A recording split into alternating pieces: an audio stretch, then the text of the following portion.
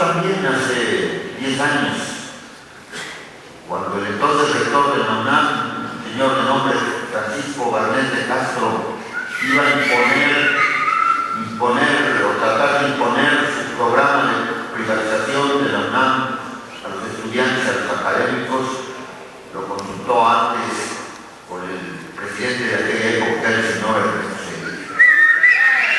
Y de acuerdo con algún testigo de esa reunión, el señor Zedillo le dijo a Barnés de Castro: pero mucho cuidado, señor rector, no vaya a ser que surja por ahí algún movimiento estudiantil y acontezca lo que no queremos. No, señor presidente, le dijo Barnés, si no hay la menor posibilidad de que los estudiantes se organicen en un movimiento. Vamos a hacer un estudio profundísimo de la realidad social de la universidad. Nos enseñan que no hay ninguna posibilidad de que esto acontezca. Ya para entonces, los dirigentes de otro movimiento, el CEU, pues estaban completamente cooptados por las autoridades. Consulte usted, le dijo entonces Zedillo a Barnés, al señor jefe del gobierno del Distrito Federal, el ingeniero Cuauhtémoc Cárdenas, porque él tiene una gran influencia en la universidad. Y esto está publicado en el periódico Reforma el 5 de febrero del año 2000. Y de acuerdo con ese reportaje, Cuauhtémoc Cárdenas, entonces jefe del gobierno de la ciudad, le había respondido a Barnés: no hay ningún problema. Nosotros aquí en el PRD tenemos además la convicción de que se deben elevar las cuotas. Y además le dijo, y repito, está publicado en el periódico Reforma, le dijo Cuauhtémoc Cárdenas a Barnés de Castro: además nosotros tenemos un proyecto para privatizar la industria eléctrica en el Valle de México. Hoy pues estamos en un escenario que tiene muchas semejanzas, como apuntaba el doctor Hugo Aboites hace unos momentos, con el escenario de 1999-2000.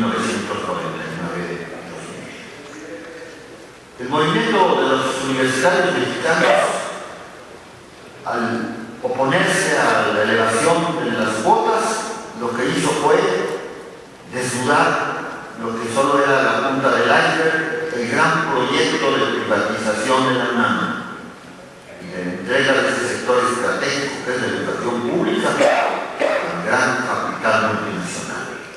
La privatización de las universidades públicas es una exigencia, lo saben ustedes, no solo del Banco Mundial y del FMI, sino también de la propia UNESCO.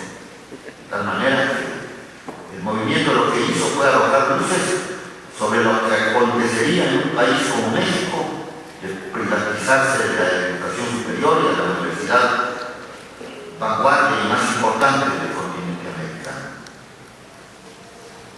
Hoy también ustedes, con su lucha, efectivamente, aunque muchos no quieran darse cuenta, están poniendo día a día una contribución para que los mexicanos tomen conciencia de que un país que no controla el sector energético y la producción de electricidad es un país que no tiene futuro. Y hemos visto lo que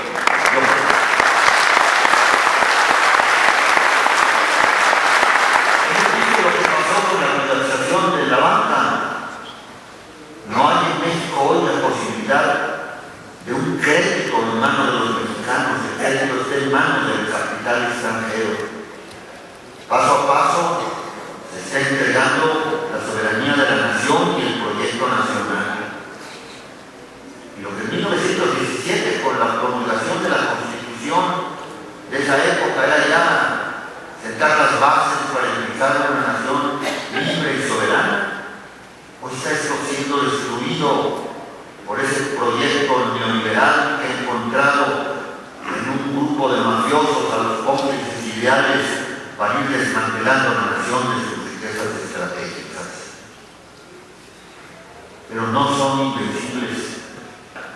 Ustedes, compañeros trabajadores electricistas, están viviendo en estos meses.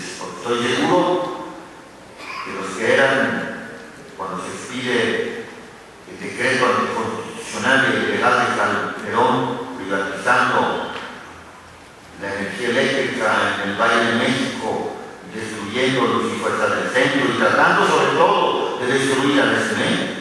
Ustedes eran otros de los que ahora son, después de esta experiencia, de estos meses de lucha y de estudio. En aquellos años de la huelga de la UNAM, en el 99 y en el 2000, algunos se caían, pensaban que estaban aislados y que su lucha era incomprendida por el resto del país.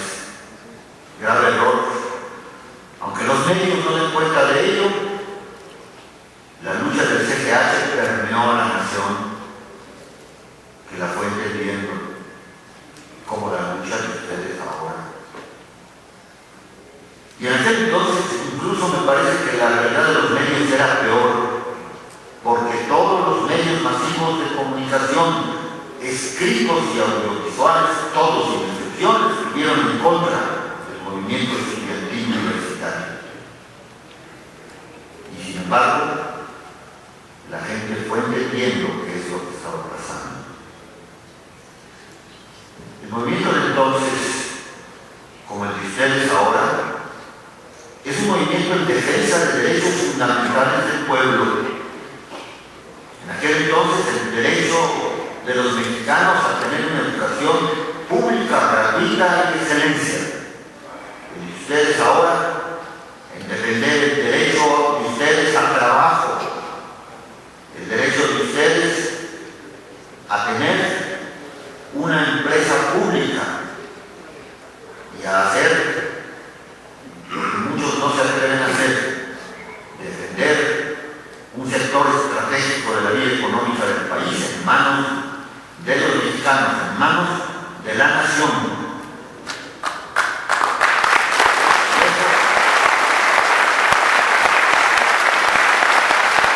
Es una lucha, perdonen ustedes, que no pueden perder, porque pase lo que pase en los meses por venir, acontezca lo que acontezca, a la postre ustedes van a triunfar, porque el movimiento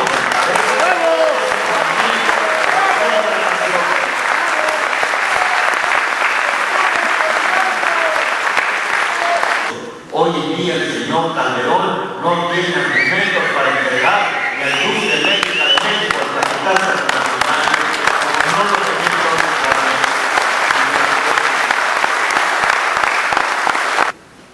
hoy. La Universidad Nacional Autónoma de México es libre, gratuita, gracias al movimiento que sea un movimiento que triunfó. Yo estoy seguro que dentro de muchos años la industria eléctrica estratégica y fundamental de la nación seguirá estando en manos de la nación, porque ustedes están hoy aquí, ahora, pensando.